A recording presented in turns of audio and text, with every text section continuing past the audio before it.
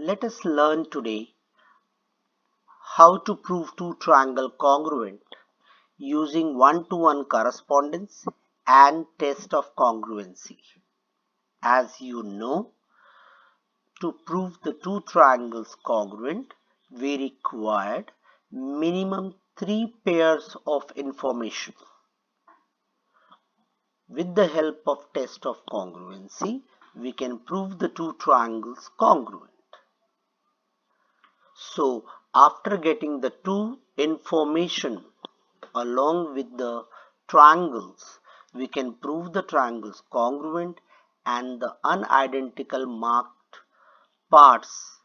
pair of parts can be proved congruent once the triangles are congruent.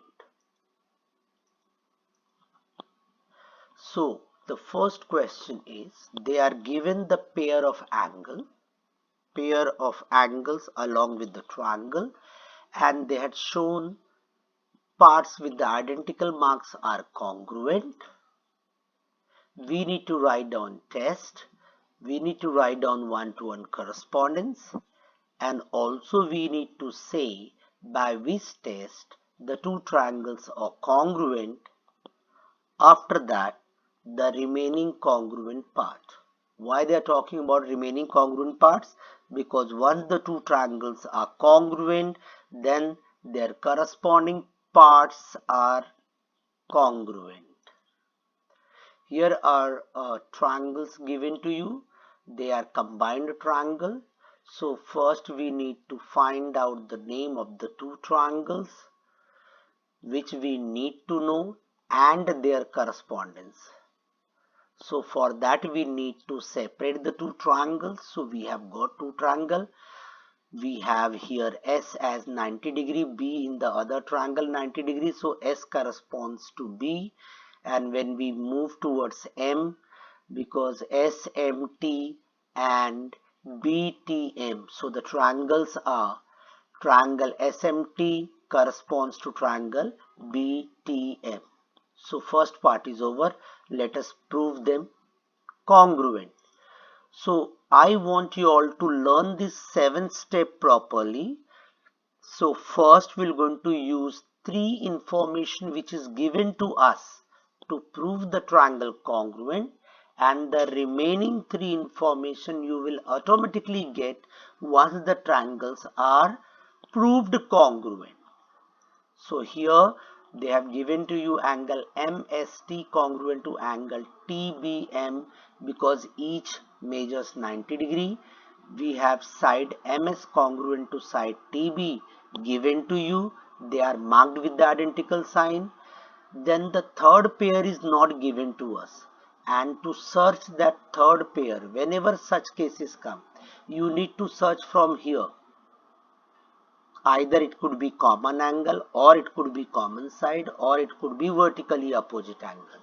So in this case what it is a common angle.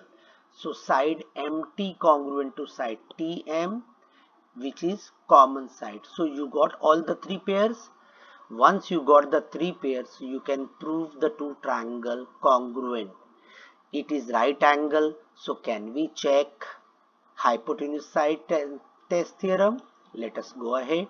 Yes, triangle SMT congruent to triangle BTM by hypotenuse side theorem. Now your triangles got congruent.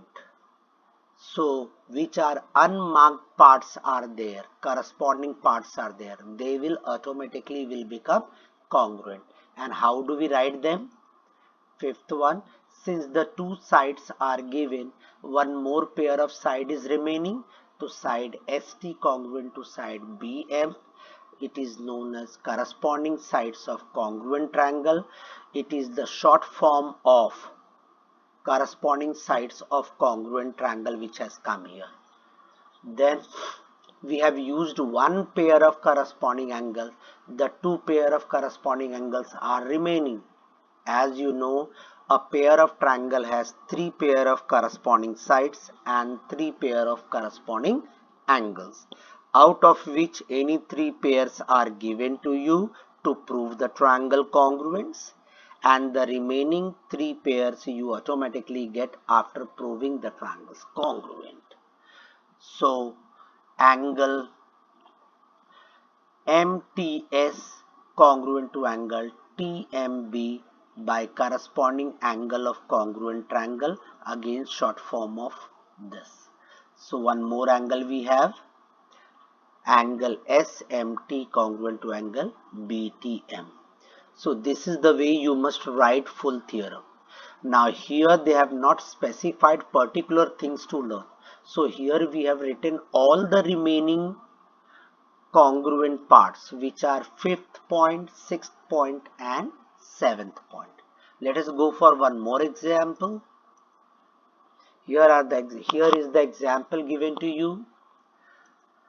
So we have to find out the two triangles. So let us separate that.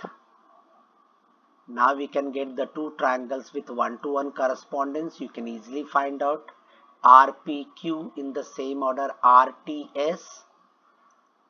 Now we can start proving them congruent. For that we require 3 pairs, and when we see in the diagram only 2 pairs are given.